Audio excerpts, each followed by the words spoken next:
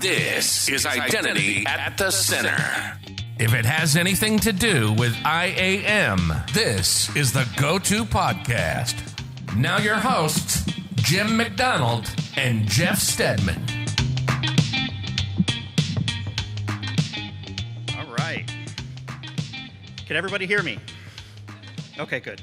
Welcome to a special Authenticate 2023 edition of the Identity at the Center podcast. I'm Jeff, and that's Jim. Hey, Jim. Hey, Jeff. How are you? Oh, not so bad. Yourself? I'm doing great. Normally in the podcast is that where I start out with a complaint. I don't have one. That's unlike you. I know. Well, I mean, the pool's great. The weather's great. Passwords stink, but passkeys are great. Yeah. So you found something to complain about right there. I snuck that in. So this is the first time we've done something like this where we got up on the main stage. Usually we're tucked away in a corner somewhere where we're not visible because we have faces for radio and we have voices for a silent movie. So we try to keep it simple here. So far, the best part of this conference has to definitely be, I can't see him, but Nick, the guy on the Segway with the camera. That guy's awesome. He's here, I think, for the last couple years. Andrew, it's at least a couple years, right? Yeah, okay, so that guy's awesome. He's like, when we're talking superheroes for Authenticate, I think he should get like an honorable mention for that as well. People are probably wondering, what is this session about? It seems like everybody left, which is fine. This is really a conversation around identity that we're going to be having. So what we do from a podcast perspective at the Identity Center is we started this about 4.5 years ago. It's a side project that Jim and I have been working on for that long. And we put out weekly episodes, got thousands of listeners around the world, hopefully some friendly faces and ears in here as well. And yeah, it's something that we do weekly. Anything you want to add, Jim? It's just grown so much. You mentioned thousands of listeners around the globe. I remember the first episode, we had 25 downloads. We knew who all those people were. I was 20 of them. Yeah, and now we're up to like episode 238. 238 went live this morning, so we're technically competing with ourselves as we're doing this at the same time. Yeah. What do you do during the day, Jim? I am an identity advisory practice consultant. How about yourself? I lead an identity practice. We both work for a company called RSM, fifth largest consulting firm in the US. Jim and I have been working together for 8 years. This is something that, again, kind of a labor of love for us. What we do want to talk about today, though, is FIDO authentication. We've got I would call it a plethora of identity product managers who are going to join us up on the stage here in a second. So I'm going to go ahead and introduce them now, and they'll come back from backstage. We've got Daniel Gruby from TikTok, Christian Brand from Google, and Mahendra Madhavan from eBay. So give them a round of applause as they're walking up here.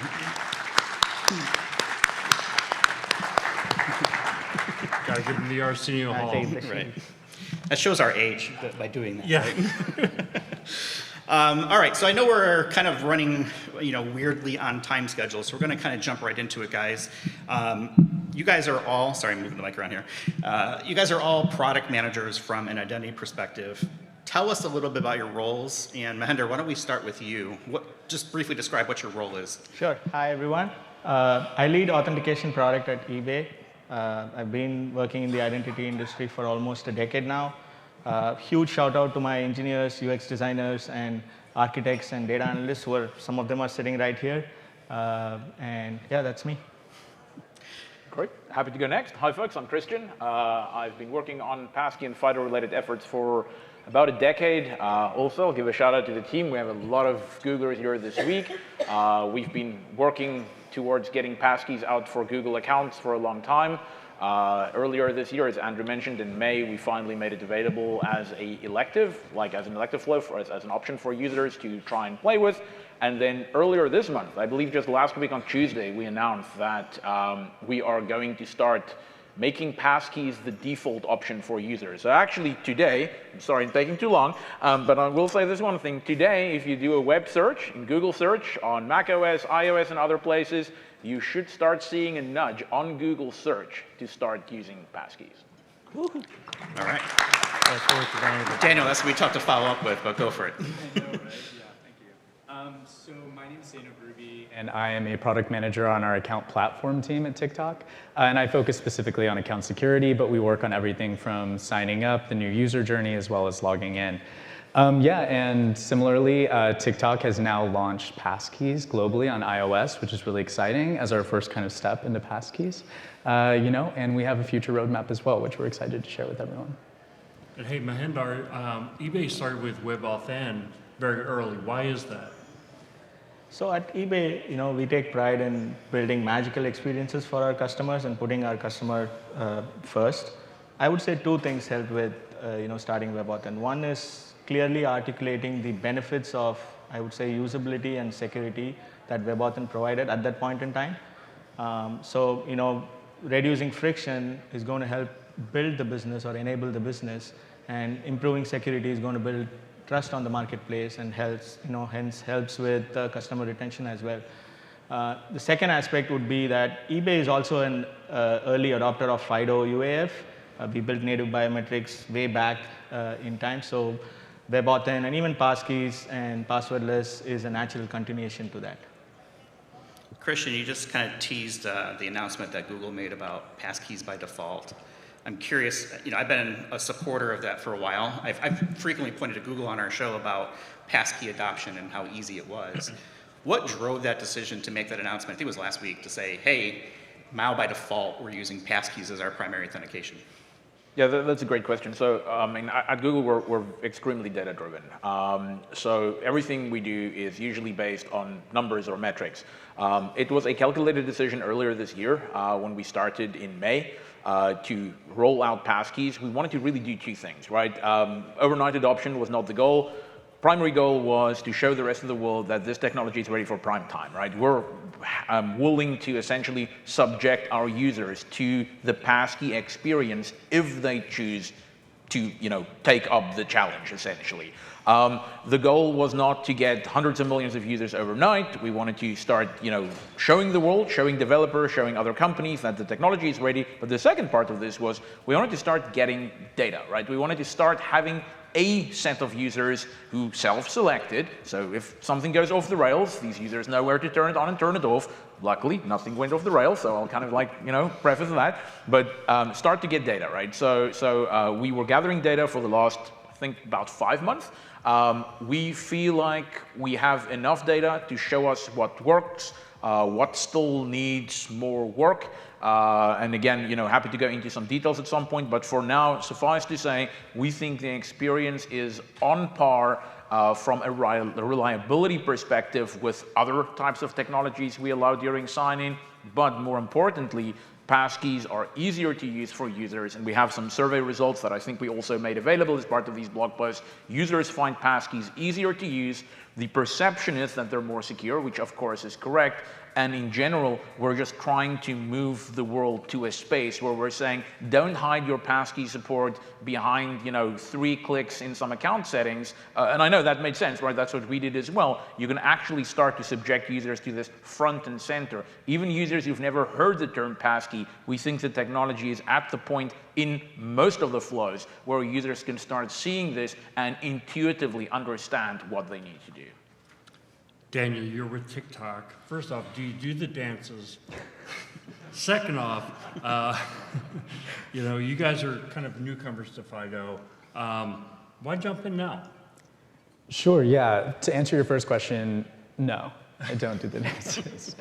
I'm not a dancer. But second, so why now? I think why not now, right? The technology has obviously been adopted by a lot of big players in the industry, and TikTok wants to be a part of that. I think that what we know at TikTok is that, one, like you said, we want a user-friendly but most secure login experience. The second thing is we know that TikTok has a lot of login options, right? You can log into TikTok with a password, with an SMS OTP code, a third-party option. We want to make sure that with this plethora of options that we also reduce the risk of all of those at the same time. Offering users a passkey does that in a user-friendly way, especially with the way that we implemented it, which upsells passkey as the primary login method for users who created it. And then the last one is essentially that TikTok had already invested in FIDO2 internally. We wanted to expand that investment to make sure that the most secure login methods that we offer to our employees are also offered to our users on the platform. So really creating consistency there as well is important for us. So how did you handle communicating passkeys to your end users? Yeah, of course. I think one of the biggest considerations, especially at a social media company like TikTok, where you have a lot of young users and things like that, Are they really going to understand the technical architecture of what is a passkey, things like that? Even asking my own friends, I was like, hey, let's test this out. What do you guys think? They're like, oh, I already do this every day in all my banking apps. I use my face to log in. I'm like, that's not really what this is, but that's fine. So we found that, and similar to what the UX guidelines from FIDO say, is that if you help users to understand or play off what they think is happening, this really can help adoption and increase popularity of it. So playing off things like Face ID, Touch ID as ways to log in, and using that to communicate to users of this new login method will really help with adoption and popularity. I'm curious, because it's not always happy path, right? There's things that go wrong, things that could be better. Are there things that were discovered that you consider, roadblocks or things that still need to be worked out? I don't know, Mahinder or Christian or Daniel, whoever wants to take that one. I mean, I'm happy to start. Okay. I think there are many rough edges, right? But I think it really depends on user flows. There are certain flows that work beautifully. Take the same device flow, for example, right? If you have a passkey available on the device that you're on, all you have to do is show your face or touch your fingerprint. I mean, there is no dispute there, right? That experience is much better, much easier than using a password and other forms of second factor, which usually accompanies that password with sensitive logins. When you do not have a passkey on the machine, we have two challenges, right? The one challenge is a technical challenge. Does the protocol work reliably? There is Bluetooth involved, there is network communications involved, there is the scanning of a QR code involved in some cases. So that's one challenge. There is a second challenge, which is users just don't get that flow yet, right? They don't understand necessarily. We're thinking that post-COVID, like lots of users, especially in the US, used to scanning QR codes because we've seen them on menus and other places for a long time. That doesn't necessarily translate to other places in the world, and even in the US, users are sometimes used to scanning these QR codes with certain apps, and certain phones don't really understand them that well. So I think there's really a user behavioral issue, and then there is a technical issue. On the technical front, we're doing a lot of work, and I think everyone involved here, and I see a lot of familiar faces involved in that process is doing a fantastic job, and we're pushing the technology forward. We're sanding down these rough edges, and yes, we are at a point where we can start to subject users to these flows. Although I think that's where I would say the elective portion still comes in. I don't think we want to put that front and center for every user. If you take these side by side, entering a password, scanning a QR code, and going through that process, most users will still tell you, actually, you know what, my password is probably easier. It's not secure, but it's easier, right? We need to move the needle so that the QR code flow becomes second nature. And that kind of brings me to the second point, which is, who's going to take that first plunge to put their 100 million or a billion users through QR code scans rather than doing passwords, right? I think that is where we are saying, with our elective or the by default kind of approach that we've taken, let's do that where it makes sense. Let's do that for the same device passkey flows, and that's what we're doubling down on right now. Whereas the QR code flow remains an option for users, and we want to gradually turn that volume upwards with the rest of industry. And that's why it's so important also to have my partners here with us on stage, because I don't think passkeys is something that one company can take forward and make a success. We need the industry to show users that is how we are going to work with this going forward. Scanning a QR code is certainly easier than opening a password manager on your phone and retyping a complex password. So I do think we need to kind of push users to understand why these flows might be easier to use than the status quo, but it'll take industry, participation to really move that. Yeah, I'd like to add to that as well. So I broadly see three categories, three roadblocks, right? One is user awareness. Passwords are still common. Password managers are common too. At eBay, if you look at it, users don't see authentication as a thing that they need to do. They worry about buying and selling. Same applies to Google. They just want to search. TikTok, they want to make videos, right? Authentication is the last thing that they worry about, right? So to be able to create a smart contextual authentication that works seamlessly across devices is of paramount importance, I would say.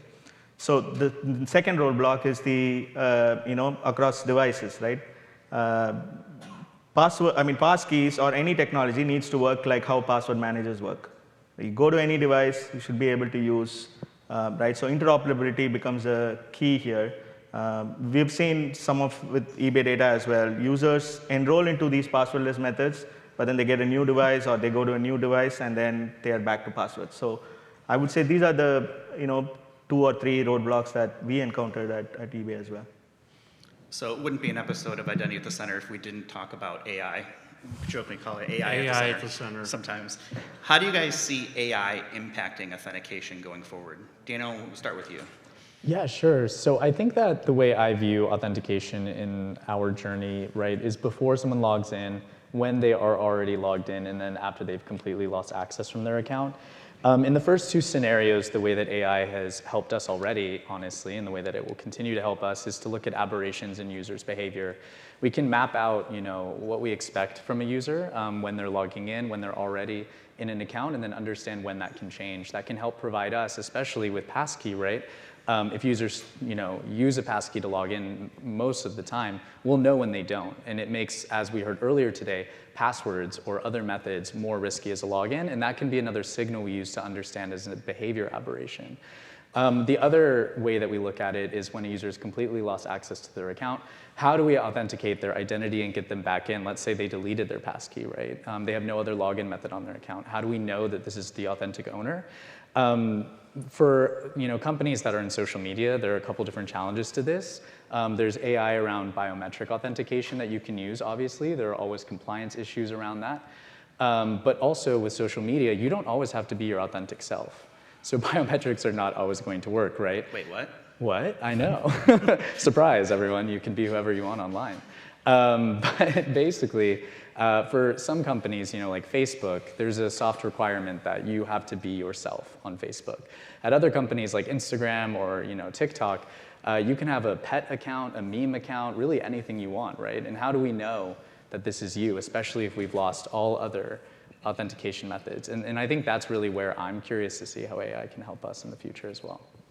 Mahendra? Yeah, I think AI works both ways. The good side of it is it can help personalize and secure authentication.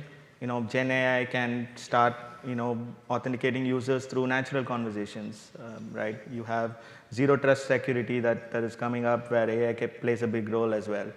But if you look at the flip side of it, we saw a lot of keynote speakers talk about AI used for hacking and taking users' credentials.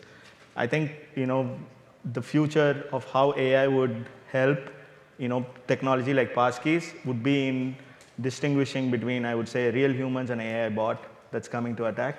I think that's where the industry is going forward, is what I would like to add to what Daniel said. Hey, Christian, feel free to add in on AI, but I also want to know what's next after passkeys? That's great, because I think that question addresses the first one as well. So I want to add on to what Daniel Mahendra said, not to repeat that. I think at Google we have a slightly, I don't want to say a different responsibility, but almost like more responsibility. If you think about it, your Google account is also where a lot of your passkeys are going to end up. Google is the root store for a lot of passkeys for users. If you're an Android user by default, your passkeys for other services will go to your Google account. That's where we keep them for you. So when you buy a new phone or when you change devices, you get access to your passkeys again. That all makes sense, right? The challenge is if you are a single device user, and we have a lot of single device users in the world, if you break your phone or you lose it, or you have to sell one phone to buy your next one, which a lot of users have to do in some territories, some countries, how do you get back into your Google account with a passkey if your passkey is stored on your phone? Big challenge, right? Huge issue.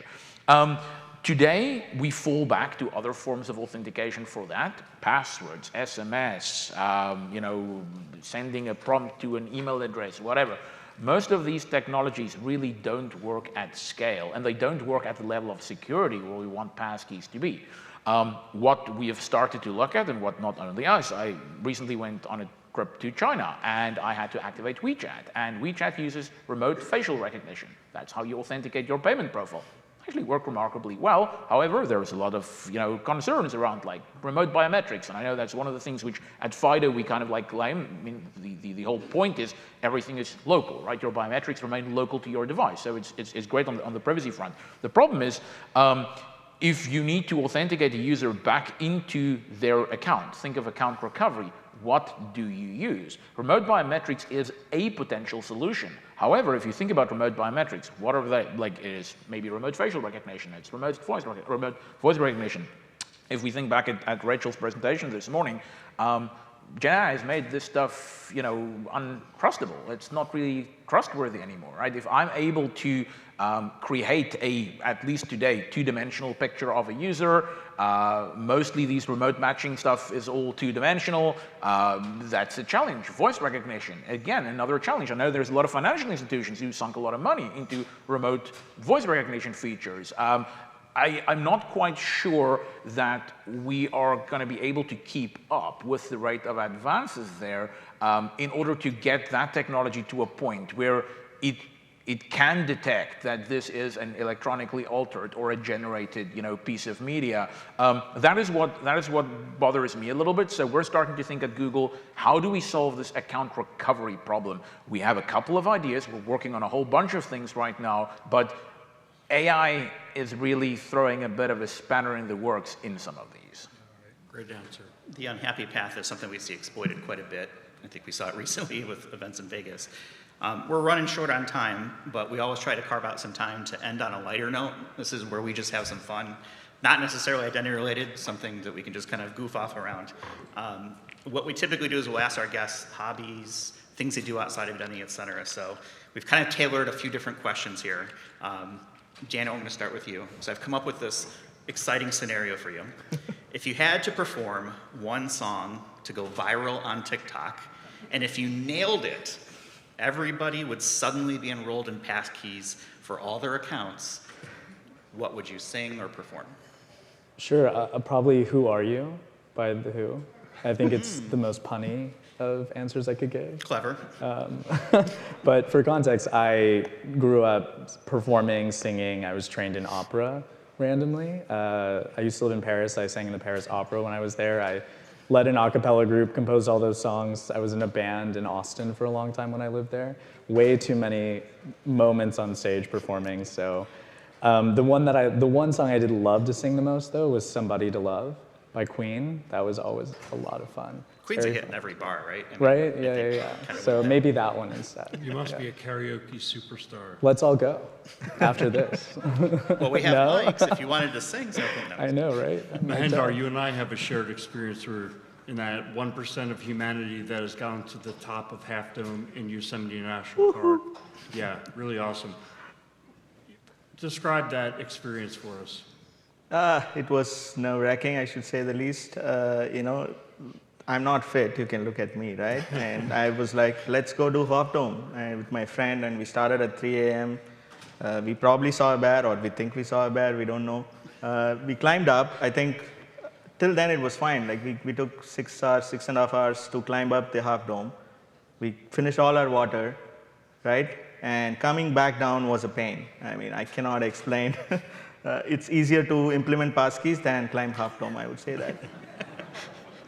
That's a professional tie-in. You should do a podcast. Christian, you have a variety of interests. You've learned to play guitar, you're learning golf, and obviously you're in digital identity. Of those three things, which is the hardest? Oh, that's a great question. First, before that, I just want to tell Daniel, we've done karaoke at 7 out of the last 7 FIDO plenaries, so okay. we'll hook you up. The gauntlet has been thrown down. Absolutely. It's interesting, right? I think golf takes a lot of time, right? It's 4 hours essentially for me to play 18, which takes me away from the house for a lot. So it's hard to invest proper time in that. Guitar, you can become mediocre or kind of like help yourself to the point that you wouldn't embarrass yourself if you have to play a song. I think much quicker than with necessarily working in the identity space. Like I feel like identity is almost like binary, right? You're either don't really get the principles and you're not really I guess part of the solution until you really can contribute. There's just so much happening in this space. It's so fast moving. Not to discourage anyone from participating in the field, of course, but I think there's such a lot going on. And if you are disconnected and you're not staying on top of things for 3 months, the world has changed so much that you almost have to, I don't want to say relearn. So I feel like, playing golf and playing the guitar, I enjoy because it's kind of like riding a bike. Once you have the skills, you retain them. Today, 10 years from now, you can probably still pick it up and help yourself. versus the identity space, which is just so fast changing. So again, I'd say identity certainly the hardest thing that I'm involved in right now. Do enjoy golf, but I will say picking up the guitar and being able to just do something for 5 minutes is one of the reasons why I love that instrument. One of the things I like about the identity industry is just when you think you know what you're doing, you don't. The ID Pro organization, and I think I saw Ian here somewhere, he might have stepped out, and I'm probably butchered the stat, but there's an annual report that comes out every year, skill survey, and they talk about, when did you feel most comfortable in identity? And the number has changed over the years, but I remember seeing, and I think it was a couple years ago, it was 10 years. 10 years of identity and access management experience is when you start to think you know what you're doing. I would encourage folks, reach out, talk to people. There's lots of good resources. It's been a great industry to work in for a lot of folks, but we're going to go ahead and start to wrap things up. I think it was mentioned earlier, there's a expo hall just next door. Make sure that you go out and check out. There's a lot of good solutions out there. The challenge is there's a lot of good solutions out there, so you have to try and find the right fit for your organizations. And we're going to be podcasting in Eclipse 2, which is sort of behind the expo in the hallway there. So we have an episode later this afternoon that we're going to be recording, as well as pretty much all day tomorrow. So feel free to come in, drop in, check us out, what we do. They will be longer shows as we sort of normally would do it. And if you like what you heard, idacpodcast.com, subscribe. It's a two-man operation. It's literally just Jim and I. And we do this every week, vendor-neutral conversations. Want to give a round of applause to our guests here on the stage. Thank you so much for joining us. And we're going to go ahead and thank also Megan, Andrew, and Adrian for helping make this happen. So this is a highlight for us on the show to be able to be up on a stage like this and just have this conversation. So want to give Andrew an opportunity to come up, or maybe it's Megan, to make a quick announcement. We'll go ahead and play our outro music and say, okay, we're pretty much it, and that's done. Thanks for listening, and we'll talk with everybody in the next one. You've been listening to Identity at the Center. We hope you've enjoyed the show. Make sure to like, rate, and review. And we'll be back soon. But in the meantime, hit the website at identityatthecenter.com and find us on Twitter at IDAC Podcast. See you next time on Identity at the Center.